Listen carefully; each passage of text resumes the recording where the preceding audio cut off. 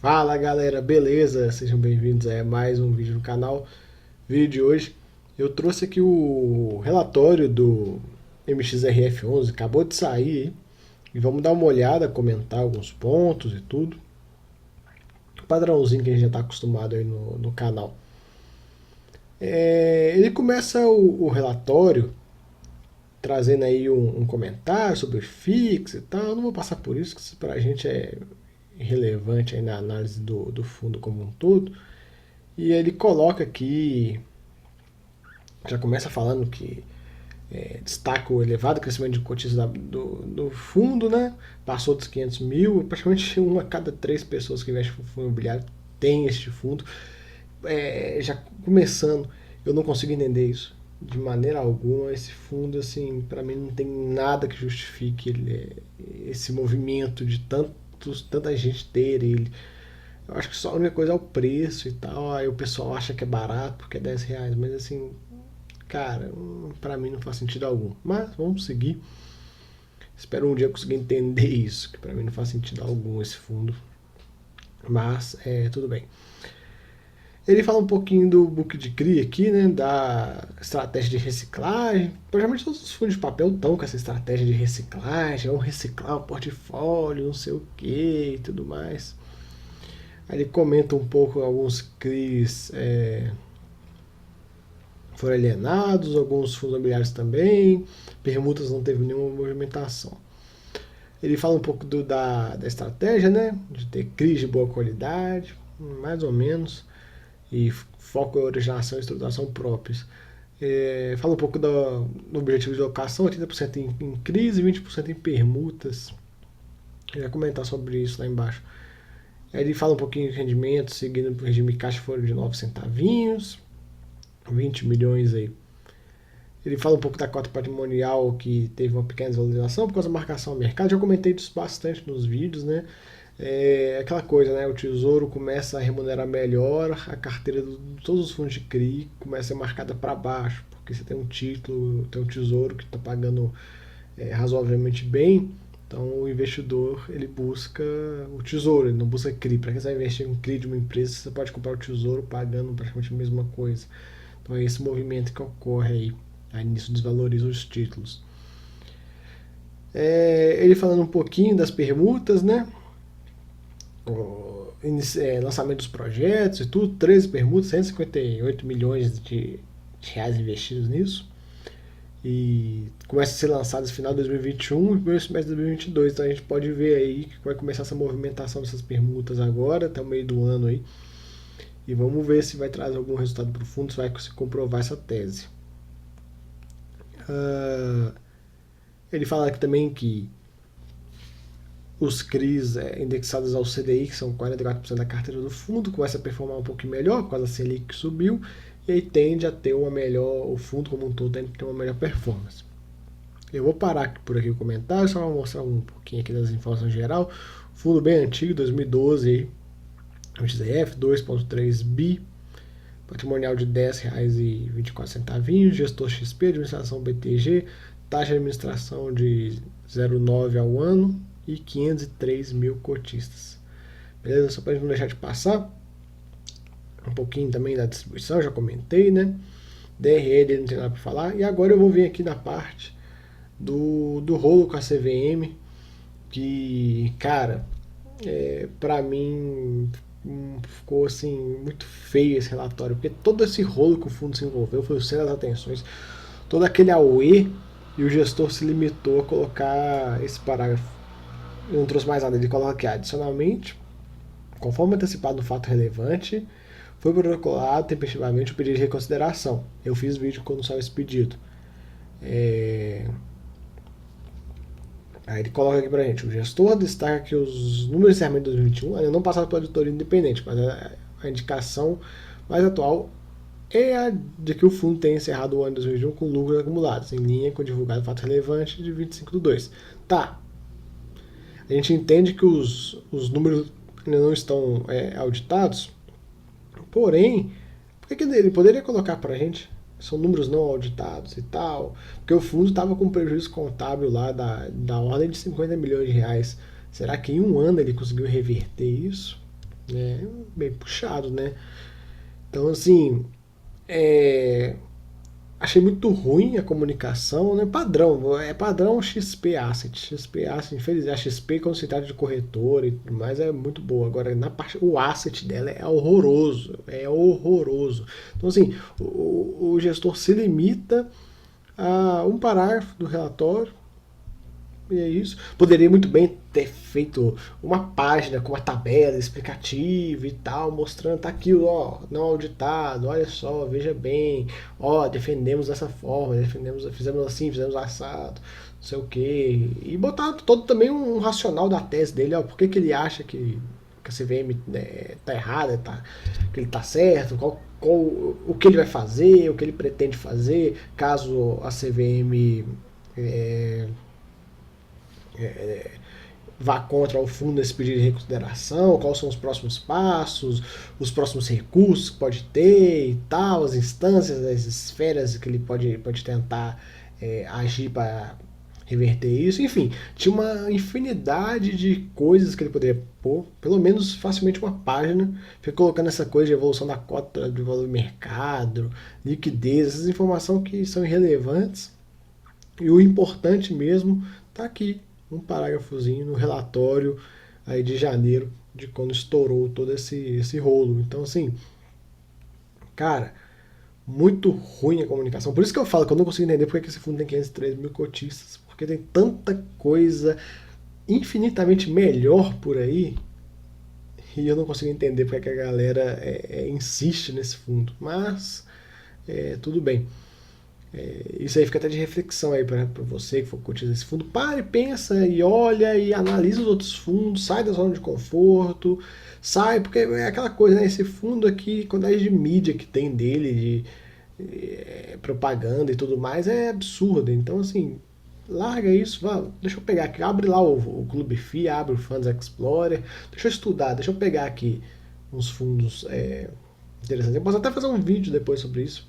Eu acho que eu consigo listar pelo menos 10 fundos melhor que o MXRF. Então, assim, é por essas e outras que eu falo que eu não consigo entender porque o fundo tem meio milhão de cotistas. Então, tá aqui. A única coisa que o gestor se limitou a comentar sobre todo o rolo da CVM. Vamos seguir aqui um pouco. Ele fala um pouco do resultado financeiro e tudo mais, da distribuição. A gente vê aí que começou a melhorar um pouquinho, né? Chegou nos 9 centavos.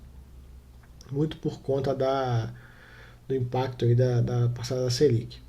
Ele fala um pouco dos acumulados, não vou passar por isso, a rentabilidade também é irrelevante. A gente pode até ver aqui, ó,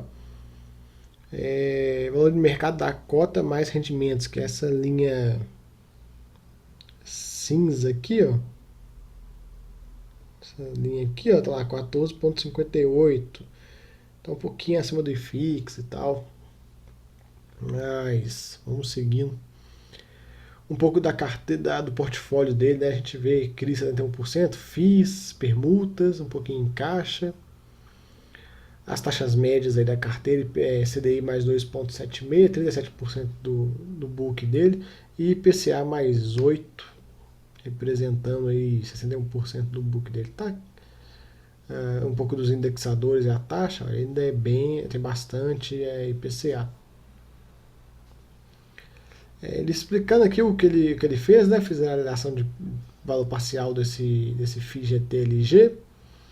E ainda tem 320 milhões em outros fundos imobiliários aí. A gente consegue ver aqui.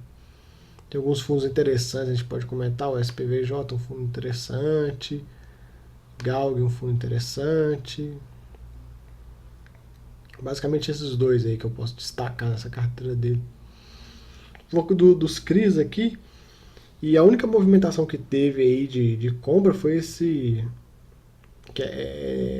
movimentação aqui desse CRI, esses 30 milhões que ele não coloca, né, que vai ser liquidado nas próximas semanas, que é um CRI de 30 milhões CDI mais 4,5, uma taxinha até interessante. Vamos seguir. De novo ele traz aqui os indexadores, vencimentos in duration. Ele traz aqui os CRIs que deram problema, né? 0,61% do PL, já foi muito maior, né? Tem um vídeo, eu vou ver se eu deixo o card aí, deve aparecer em algum lugar na tela. eu peguei e fiz um vídeo sobre a história desses rolos aqui do MXRF, desses default que aconteceram, e são situações que estão se enrolando, ó, há muito tempo. Então, não se anime quando lê aqui e tudo, achar que vai, o negócio vai pra frente, porque assim, não é de um ano atrás, 2 anos atrás, é coisa aí de 2016, por exemplo. É um pouco antes, então assim, ainda se arrasta por um bom tempo. Carteira de crise dele aqui, bem divididinho em relação ao PL, isso aí até a divisão dele é bem boa. A gente pode até ver aqui, ó, deixa eu mostrar para vocês o seguinte. Esses CRIs que foram marcados a 0 aqui foram os problemáticos. Tem o Esser aqui, tá um pouquinho acima, mas geralmente quando você vê um CRI marcado a 0 assim, foi que deu problema. Tá aqui a carteira de CRIs como um todo, vou passar de forma rápida. Vamos seguir. Aí o Esser aqui, ó, que tá dando problema. Papel em processo de execução de garantias. Então quem quiser ver com mais calma e tudo, pegar aí os default lá, outro, hard, papel já teve garantia executida, processo de negociação do ativo. Entendeu? Então depois você passa aí e vê, mas aquela tabela lá no início ajuda um pouco. Ele explicando um pouco das permutas, né? Como é que funciona o fluxo. E agora tá chegando nessa fase do empreendimento. Vamos ver se o repasse vai ser interessante. A taxa média aqui é IPCA mais 12. Vamos ver. Eu estou bem curioso para ver se isso vai trazer um resultado. Ele traz um pouco a distribuição de dividendos aqui dessas permutas. Ó. A gente vê aí um fluxo interessante.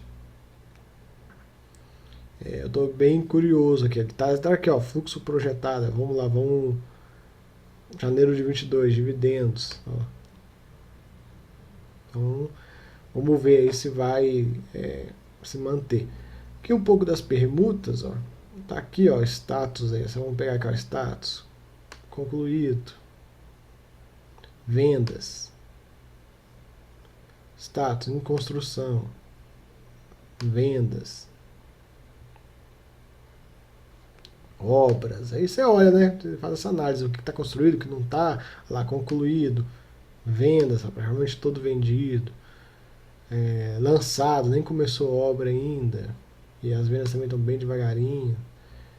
Outro, em construção, 21,6%. Já está bem vendido, 77% vendido. Data eles dão março de 21, data da entrega junho de 23. Então você pega essas datas e vai analisando, vai olhando para ver aí os que estão chegando, como é que está a venda e tudo, e fazer uma análise aí. A gente vê aí, tem vários empreendimentos. Vamos seguindo aqui, não vou passar por todas, ó. A coisa que eu quero comentar, ó, é aqui, ó, os defaults. A gente vê, ó, objeto do pagamento do Critorp, valor contábil 5,8 milhões de reais, disponível para venda. E tá aí para venda, vamos ver se vai vender, o que vai acontecer com esse prédio. Outro também, a gente tem aqui mesma situação, a gente tem aí o Oceanic lá de Santos, tá um pouquinho, acho que tá 15% locado esse prédio, 8 milhões também. Então assim, a gente vê aí esses três aqui, né, esses três imóveis aqui, vários imóveis. E esses três para mim são, de tudo aqui dessas permutas e tal, eu nem me atento a tanto elas, eu quero saber desses três caras aqui. O que vai acontecer com eles, eles vão ficar no portfólio do fundo, então só gerando gasto, estão aí parados gerando gasto, ou se vão conseguir vender. E principalmente se eles vão conseguir vender acima ou abaixo do valor aqui. Isso é o ponto mais interessante para a gente ver aí, para fechar esse processo de execução do CRI. Sugiro aí todo mundo que assista o vídeo que eu fiz, mostrando os defaults acontecendo e tudo, que é legal para você ver a linha do tempo do negócio ocorrendo e entender que não é tipo, não, o CRI deu problema, executa que é garantia rapidinho e tal. Não, a situação está passando até hoje. Então assim, fica aí o vídeo.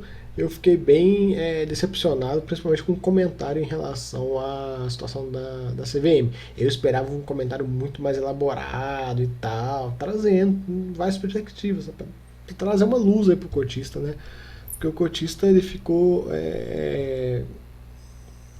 O único embasamento que ele teve foi live, que eu fiz, que o Baroni fez, que o outro influenciador fez e tal, mas, pô, quem tem que chegar e falar o que vai acontecer ou o que vai deixar de acontecer é o gestor, ele tá por dentro do processo. Então, assim, eu não gosto, eu não tô gostando, tá muito caladinho pro meu gosto e vamos ver. Tá chegando o final do prazo aí desse pedido de reconsideração. Se não me engano, serão 15 dias úteis, já tá chegando aí, deve ser final desse mês e início do próximo. Então assim que sair alguma coisa, eu trago aí pra vocês. Fechou, galera? Valeu, até a próxima, fui!